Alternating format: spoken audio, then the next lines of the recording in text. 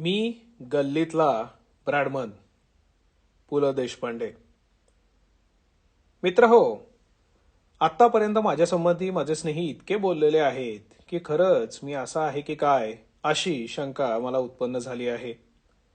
हे बोलणारे जे आहेत ते माझे निकट मित्र, माझे निकट आप्त अशा स्नेहसंबंधाचे आहेत आणि त्यामुळेच त्यातले कुणीही विनोदी नसतानाही त्यांनी अतिशयोक्ती केलेली आहे असं मी आपल्याला सुरुवातीलाच सांगतो.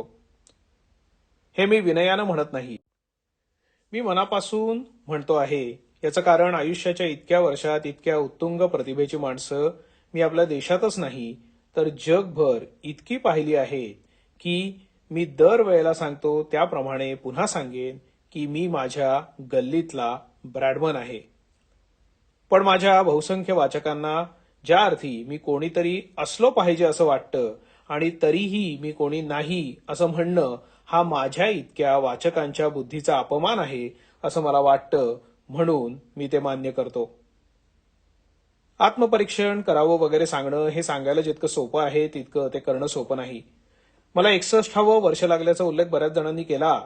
61वे वर्ष मला प्रथमच लागत असल्यामुळे ह्या प्रसंगी कसं बोलावं याची मला सवय नाही. बरं, 60 हा शब्दही असा आहे की त्याच्याबद्दल मला आलेल्या अनेक पत्रांमध्ये ज्याला जसा जमेल तसा प्राप्त त्याने केलेला आहे. त्यामुळे माझ्या बोलण्यात काही चूक झाली तर मला 60 वर्ष लागली आहेत असं आपण समजावं. मी एवढंच म्हणेन की एवढी सगळी मोठी माणसं आली, आपण सगळेजण आलात, ते माझ्यावरच्या प्रेमाने आलात ही गोष्ट खरी आहे. माझ्या वाढदिवसाच्या दिवशी हजारो म्हणजे अक्षरशः हजारो पत्रांचा तारांचा वर्षाव झाला. मला कल्पना नव्हती इतक्या लोकांनी घरी येऊन माझं अभिष्ट चिंतन केलं. खरं सांगायचं तर मी गुदमरून गेलो. मी गर्दीला घाबरत नाही हे आपणाला माहीत आहेच. किंबहुना मी गर्दीतच वाढणारा माणूस आहे. मला नामोहरम करायचं असेल तर माझ्या पुढची गर्दी कमी केली तरच ते शक्य होईल. मला गर्दी आवडते, माणसं आवडतात. मुंबईमध्ये फार गर्दी आहे असं मनुष्य ज्यावेळी म्हणतो त्यावेळी तो स्वतः एका संख्येनं त्या गर्दीमध्ये भर घालत असतो हे तो विसरत असतो असंच मला वाटतं. मुंबईत गर्दीही असते आणि मुंबईत एकटाही मनुष्य असतो. त्यातल्या कशाचाही मी कधीही तिटकारा केलेला नाही. विशेषतः या रंगमंचावर उभं राहिल्यानंतर मला नेहमी असं वाटतं की अशी गर्दी नसती तर मी कुठला नाटककार होणार होतो. मला वाचक जर का भेटले नसते तर मी कुठला लेखक होणार होतो. तेव्हा आजच्या या प्रसंगी मी कृतज्ञता व्यक्त करण्यापलीकडे दुसरं काहीही करू शकत नाही. माझ्या साहित्याबद्दल सांगताना कविवर्य बोरकर, मंगेश विठ्ठल राजाध्यक्ष आणि श्री पु भागवत या तिघांनी सांगितलं की मला कवितेचं प्रेम आहे. माझं म्हणणंच असं आहे की कवितेवर ज्याचं प्रेम नाही तो कसलाच कलावंत होऊ शकणार नाही, विनोदी तर नाहीच नाही. जो चांगला वाचक आहे तो मनातून कवितेचा वाचक असतो. एखादी गोष्ट काव्यमय आहे असं आपण म्हणतो त्यावेळी त्याचं यमक, प्रास, वृत्त काहीही आपण पाहत नसतो. एखाद्याचं वागणं काव्यमय आहे असं आपण म्हणतो. एखादीचं दिसणं काव्यमय आहे असं आपण म्हणतो. वयाबरोबर आता एखादीचं वगैरे म्हटल्यावर लोक काय म्हणतील अशी मला भीतीही वाटायला लागलेली आहे. काव्याशिवाय आपण राहू शकत नाही याचं कारणच असं आहे की अन्न आपल्याला जगवतं आणि काव्य आपल्याला जगायला कारण देतं. कशासाठी जगायचं? जगायचं याच्यासाठीच की जिथे माणसा माणसातला प्रास जुळलेला आहे, माणसा माणसांमधलं वृत्त जुळलेलं आहे, त्याच्यासाठीच तर जगायचं. आणि म्हणूनच आधी वंदू कवीश्वर जे शब्द सृष्टीचे ईश्वर असं म्हटलेलं आहे. आता ते आपल्यालाच म्हटलेलं आहे असं काही लोक समजतात तो भाग वेगळा. हा ज्याचा त्याचा प्रश्न आहे, परंतु कवीला उगीच वंदन केलेलं नाही. गणपतीला कवी कविनाम म्हटलेलं आहे. कवी ही माणसाला मिळालेली सर्वोत्कृष्ट पदवी आहे. काव्याचं आणि विनोदाचं जमत नसतं असं नाही. विनोदी लेखकाला बेसूरपणा जास्त जाणवतो, त्यामुळेच तो सुरांच्या मागे जास्त जातो. त्याला जीवनातला बेतालपणा जास्त जाणवतो आणि म्हणून जीवन तालामध्ये येण्यासाठी त्याला बेतालपणा काय आहे हे तो लोकांना दाखवून देत असतो. राजकारणातली माणसं नीट वागत असती तर आम्हाला कशाला लिहायला लागलं असतं. आता तर त्यांनी आमच्याशी चांगलीच स्पर्धा सुरू केली आहे यात काही शंकाच नाही. रोज त्यांचे विनोदी कार्यक्रम पाहिल्यावर आता आमचं कसं होणार अशी भीतीही जरा आता आमच्या मनामध्ये उत्पन्न झाली आहे. पण तो भागही निराळा. आजच्या या चांगल्या प्रसंगी उगाच भलती नावं तोंडून निघून जायची. आता धर्माधिकारींनी लहान मुलांच्या बाबतीत सांगितलेली सगळ्यात खरी अशी गोष्ट. तरी पण मी त्यांना सांगू शकतो की माणसं इतकी काही वाईट झालेली नाहीत. वडिलांना आर्थिक अडचणीमुळे सरकारी कार्यक्रमांचा अवलंब करावा लागत असेल. स्वाभाविक आहे, शेवटी आई बाप मूल हे सनातन नातं आहे, ते चांगलंच आहे. थोडासा दुरावा निर्माण होतो याचं कारण पोटा पाण्याच्या मागे लागलेल्या त्या वडिलांना त्या आईला जितका वेळ त्या मुलाकडे पाहायला द्यायला लागतो तितका देता येत नाही. मी मुंबईला आल्यावर लोकलमधून जाणाऱ्या विवाहित मुली पाहिल्या. त्यांची धावपळ पाहिल्यावर वाटलं की तिला जर विचारलं की नोकरी वगैरे काही न करता दिवसभर मुलाबरोबर राहता येण्यासारखी तुझी व्यवस्था केली तर चालेल का तुला, तर ती नक्कीच चटकन हो म्हणेल. हे जीवनच असं चमत्कारिक झालेलं आहे आणि त्यातच आपल्याला आनंद निर्माण करायचा आहे. मी ज्यावेळी सांगितलं की शेजाऱ्याच्या मुलावर प्रेम करा, शेजाऱ्यावर करा, करू नका. शेजाऱ्यावर प्रेम करण्यासारखी कोणी असेल तर नक्की करा. चांगलं मोकळेपणाने करा, चोरून वगैरे करू नका. पण मुलांवर प्रेम एवढ्यासाठी करा की एकदा मुलांवर प्रेम करायची सवय झाली की जगातलं कुठलंही मूल पाहिलं तर त्याच्यावर तुम्ही प्रेम कराल. आणि जगातल्या कुठल्याही मुलावर जो प्रेम करेल तो हे जग कधीही खराब होऊ देणार नाही. माझ्या गुडघी रोगाबद्दलही इथे बोललं गेलं. म्हातारपणात ह्यावरचा उत्तम उपाय मला माहीत आहे आणि तो म्हणजे आसपासच्या छोट्या मोठ्या नातवंडांच्या मागे धावणं. निसर्ग गुडघी रोगही अशासाठीच देतो, नाहीतर म्हातारा बसून नुसतं राहील आणि त्यांनी धावायला हवं म्हणून. आणि नातवंडही तो अशासाठीच देतो की तो उपाय म्हणून हा म्हातारा त्यांच्या मागे धावत जाईल. निसर्ग दोन्ही देतो तशी मला काही काळजी नाही, पण एक मात्र खरं, गुडघे दुखी ही माझी सबब आहे हे माझं सिक्रेट धर्माधिकाऱ्यांनी आज सगळ्यांना सांगून टाकलं. ते काही मला बरं वाटलं नाही आणि त्यामुळे आता नको असलेल्या ठिकाणचं व्याख्यान नाकारण्यासाठी मला नवीन सबब शोधून काढावी लागणार आहे. पण खाजगीत म्हणून सांगितलेल्या गोष्टी हे आपले मित्र असे कधी कधी जाहीर करून टाकतात, त्याचा कधी कधी त्रास होतो. ही सगळी मंडळी मुद्दाम आली, या पुस्तकाच्या निमित्तानं बोलली, याचा मला आनंद आहे. वयाचा हिशेब मी खरोखरच करत नाही. रवींद्रनाथांवरच्या माझ्या प्रेमाविषयी सांगितलं गेलं. मी 50व्या वर्षी ज्यावेळी बंगाली शिकायला निघालो त्यावेळी माझ्या आईनी सांगितलं की माझ्या आजोबांनाही 50व्या वर्षीच बंगाली शिकायला त्यांनी सुरुवात केली होती. तेव्हा हा आमचा अनुवांशिक रोग आहे, ती व्याधी मलाही 50व्या वर्षी उपटली. रवींद्रनाथांनीच म्हटलं आहे, सवार आणि समान वयासी जेचुले आमार जतोई धरून पाक, म्हणजे मी सर्वांचा समवयस्क आहे, मग माझे केस कितीही पांढरे झालेले असोत. त्याच्या आधारावर आणि तुमच्यासारख्या मित्रांच्या सदिच्छांमुळे मला वयावयाचा हिशोब करावा लागेल असं वाटत नाही. आपण माझ्यावर शुभेच्छांचा एवढा वर्षाव केला आहे की मला कुठल्याही औषधाच्या दुकानात जाऊन बलवर्धक औषध घ्यावं लागणार नाही. एकच जरी पत्र वाचत बसलो की मला त्यातून इतकी शक्ती प्राप्त होणार आहे. आणि बाबू बोरकरांना मी अजून आश्वासन देऊ इच्छितो की मी जगलो वाचलो तर 75व्या वर्षी सुद्धा एखादं पुस्तक प्रकाशित करावं अशी ईर्ष्या आमच्या दळवींना निर्माण होईल. मी काही थकलो वगैरे नाही. याचं कारण असं की जे काही घडतं त्यातलाच मीही एक म्हणून मला सहानुभूतीनं पाहावंसं वाटतं.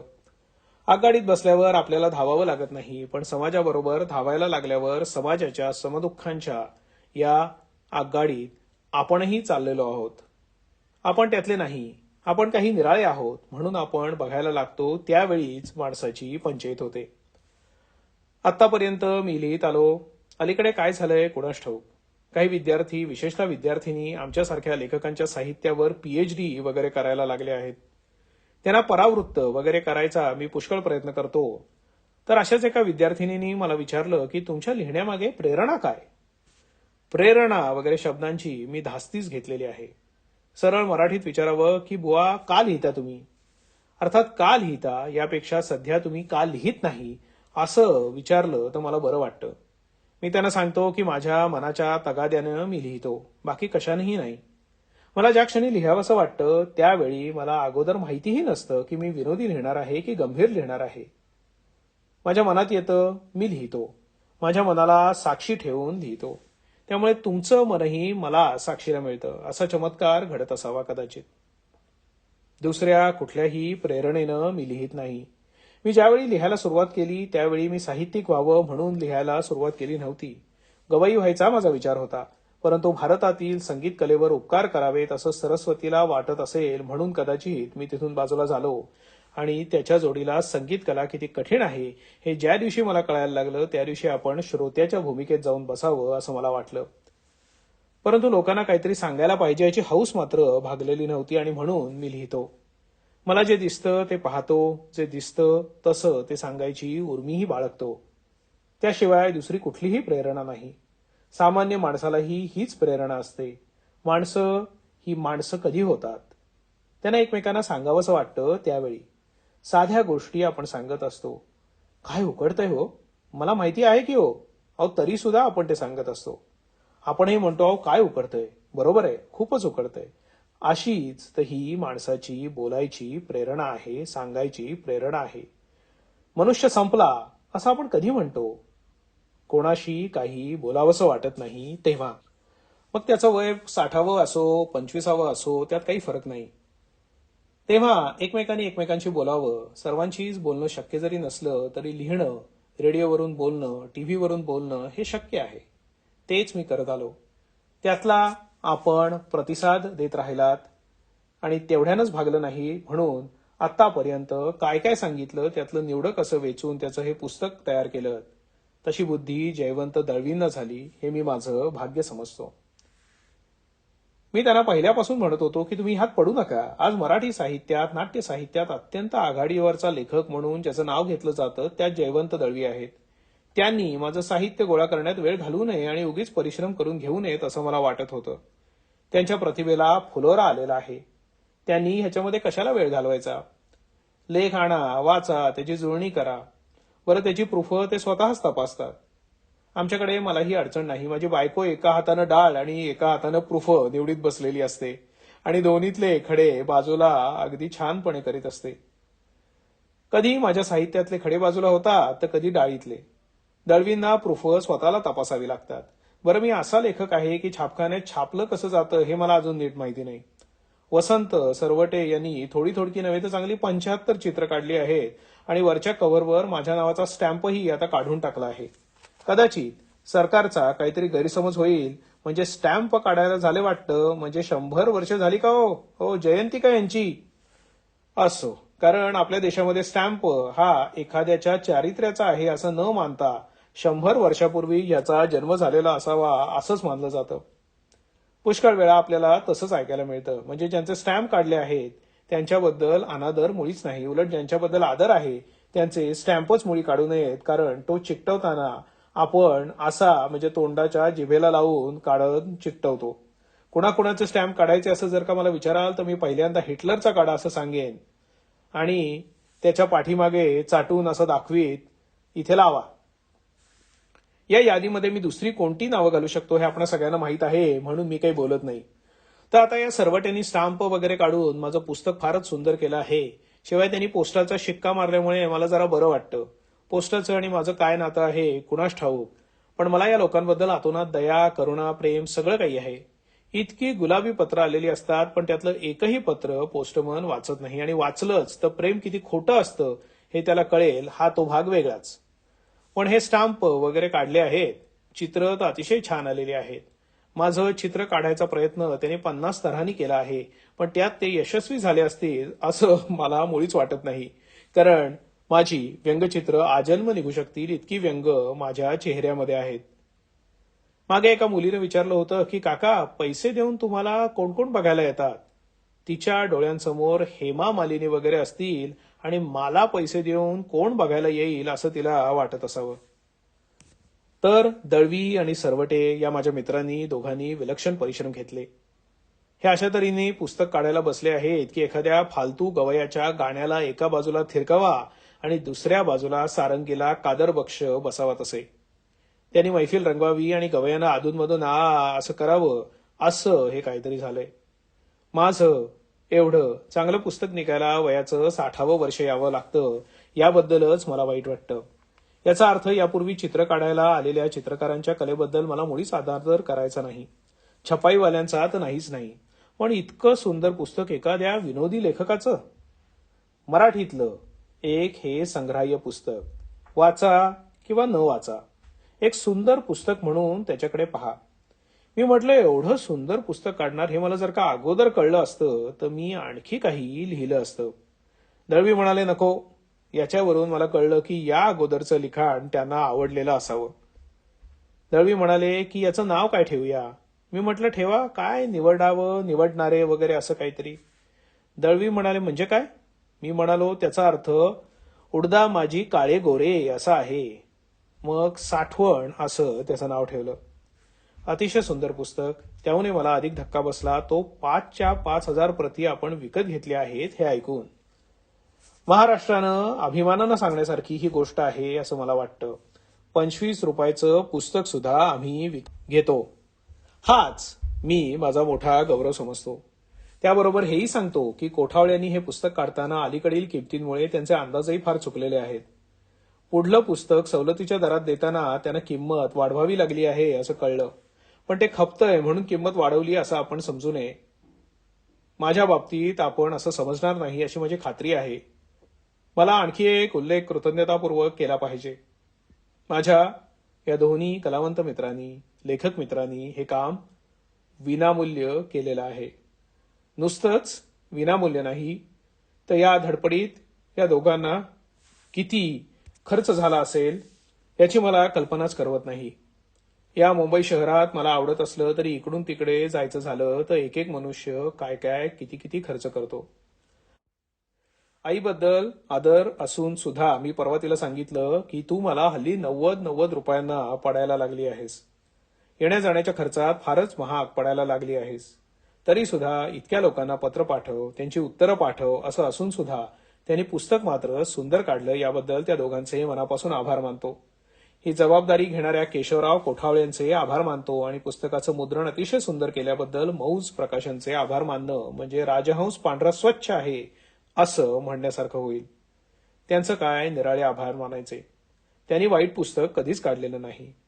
बटाट्याच्या चाळच घ्या ना तर असं सुंदर पुस्तक यांनी काढलेलं आहे. त्याचे अंतरंग कसे का असेनात मी सांगतो कुणाच्याही दिवाणखान्यामध्ये ठेवल्यावर कुणाचं पुस्तक आहे ओ बघू दे की जरा असं म्हणून कुणीतरी मनुष्य नक्कीच त्याच्याकडे बघेल. विनोद बुद्धी असेल तर जरा आणून देतो असं म्हणून घेऊन नेऊन पुन्हा आणून देणार नाही आणि विनोद बुद्धी नसेल तर बंद करून ठेवेल. पण त्याच्या बहिरंगाबद्दल बोलल्याशिवाय मात्र तो राहणार नाही. आणि तुमच्यासारख्या माझ्या वाचकांचे मित्र हे न वाचणारे असतील असं मला नक्की वाटत नाही. तर अशा या समारंभाच्या भाषणांना मी उत्तर काय देणार. मी सुरुवातीलाच सांगितलं की मला अशा वेळी काय बोलायचं. मी कुठल्या तरी वृद्धाचा सल्ला घ्यायला हवा होता. परंतु ही वृद्ध मंडळी माझ्याकडे जरा संशयानेच बघतात. कदाचित मी नववृद्ध असल्यामुळे हे असं आहे की काय हे मला सांगता येत नाही. मला बरीचशी पत्र आलेली आहेत. लोकांनी अतिशय प्रेमानं माझ्या गुडघ्यावर औषधं सुचवलेली आहेत. तरी बरं अजूनही मी माझ्या आजाराबद्दल बोलायला सुरुवात केलेली नाही. वापरलेल्या डिझेल तेलाचा बोळा फिरवायला एकानं मला त्यात सांगितलेलं आहे. त्यानंतर माझ्या गुडघ्यामध्ये हॉर्स पॉवर येणार आहे अशी काहीतरी कल्पना असेल. सगळ्यांनी प्रेमाने सांगितलं की सगळ्यांनी तशी ही औषधं घ्या ती औषधं घ्या. आता या सगळ्यांची ही औषधं घेतली तर कदाचित सरकशीत जाण्या इतके माझे गुडघे चांगले होतील की काय अशी भीती मला आता उत्पन्न झाली आहे. याच्या मागचं प्रेम मी ओळखू शकतो. अनेक लोकांनी प्रेम केलं आहे. लहान मुलांनी सुद्धा प्रेम केलं आहे. मुक्तांगणच्या एका कार्यक्रमाच्या वेळी एक मुलगी माझ्याकडे अत्यंत रडवेली अशी आली. मी म्हटलं काय झालं ग. तिनं मला तो टीव्हीवरचा कार्यक्रम पाहिला असावा. ती म्हणाली खरंच तुमचे शिक्षक तुम्हाला मारत होते का हो आजोबा. मी म्हटलं अगं हो खरंच मारत होते. ती म्हणाली काय दुष्ट आहेत. मी म्हटलं अगं तुझ्या एवढा होतो मी. ती म्हणाली चला तुम्ही माझ्या एवढे कधीच नव्हतात. केव्हा तरी मीही एक लहान मुलगा होतो हेच तिला मान्य नव्हतं. तर सर्वांनी छोट्या मुलांनीही माझ्यावर असं अपार प्रेम केलं. मी या महाराष्ट्रात जे काही केलं त्याचं अमाप कौतुक झालं. इतकं कौतुक करून घेण्याच्या योग्यतेचा मी आहे की नाही हे मला सांगता येणार नाही. सगळ्या पत्रकारांनी संपादकांनी अग्रलेख लिहून कौतुक केलं आहे. माझी आपल्यापाशी एवढीच मागणी आहे की आपण हे जे माझ्यावर प्रेम केलं तसंच प्रेम या मराठी भाषेवर करा. मराठी साहित्यावर करा. मला ज्यावेळी लोक लिहितात तुमची अमुक अमुक पुस्तकं वाचली त्यावेळी मी त्यांना लिहितो ती तर वाचाच. विकत घेऊन वाचा, परंतु ही जी यादी देतोय तीही वाचा. मराठी साहित्यामध्ये निरनिराळे प्रवाह आलेले आहेत. मागे पाहायला लागलो की मला जाणवतं किती निरनिराळ्या वातावरणातून वाढत वाढत एका नव्या साहित्यिक वातावरणात माझा जन्म झाला आहे. महाराष्ट्रातला एक कोपरा आम्हाला माहीतच नव्हता. त्या कोपऱ्यातून गावकसाच्या बाहेरून किती सुंदर वाङ्मय मराठी भाषेमध्ये आत येत आहे. किती तेजस्वी असं वाङ्मय या मराठीत आलं आहे. माझी एवढीच मागणी आहे की तिथलं जीवन इतकं सुंदर होऊ द्या की उद्याचा विनोदी लेखक तिथूनच निर्माण होऊ द्या. जीवन जगायला इतकं सुंदर आहे हे त्यालाही वाटू द्या. यापेक्षा मी जास्त काही मागणार नाही. मध्ये माझ्याबद्दल कोणीतरी सांगितलं होतं, आणि ते कदाचित खरंही असेल, की पु ल देशपांडेंची चीप अशी पॉप्युलॅरिटी आहे. पण परवा ऐकलेल्या एका गोष्टीनं मी गहिवरलो. परवाच मला मंगेश पाडगावकरांनी फोन केला आणि सांगितलं की दादरला एका उपहारगृहाच्या बाहेर पु ल देशपांडे असा बोर्ड पाहिला. एवढी महागाई असतानाही माझ्या वाढदिवसानिमित्त त्या उपहारगृहाच्या मालकांनी 8 नोव्हेंबर ते 8 डिसेंबर सर्व पदार्थ 10% कमी दरात मिळतील असं लिहिलं होतं. या माणसानं माझं खाद्य जीवन हा लेख नक्कीच वाचलेला असणार. ज्यावेळी पाडगावकर मला म्हणाले की पु ल देशपांडे असं हॉटेलच्या दारात वाचलं, त्यावेळी आजचा ताजा पदार्थ पु ल देशपांडे असं लिहिलंय की काय असं त्यांना वाटत असावं. वर्तमानपत्रात माझं नाव इतकं आलं आहे की आजचा ताजा पदार्थ पु ल देशपांडे असं एखाद्याला वाटलं तर त्यात काही नवल नाही. परंतु सर्व थरातल्या माणसांनी इतकं प्रेम केलं आहे की मी त्याबद्दल तुमचा ऋणी आहे. चीप पॉप्युलॅरिटीबद्दल मला काही म्हणायचं नाही, पण माझ्या पॉप्युलॅरिटीमुळे आपल्याला जर बटाटे वडा चीप मिळत असेल तर तो आपण जरूर खावा असं मी तुम्हाला सांगतो. आणि 60व्या वर्षी सुद्धा बटाटे वडा खाल्ल्यानं काही बिघडत नाही. जर मन बिघडलं असेल तर श्रीखंड खाऊन सुद्धा तब्येत बिघडते, आणि मन चांगलं असेल तर भज्यांचा उपयोग सुद्धा टॉनिक सारखा होतो, हे लक्षात ठेवा. या वयाचा आधार घेऊन मी आज आमच्या तरुणांना हाच उपदेश करतो.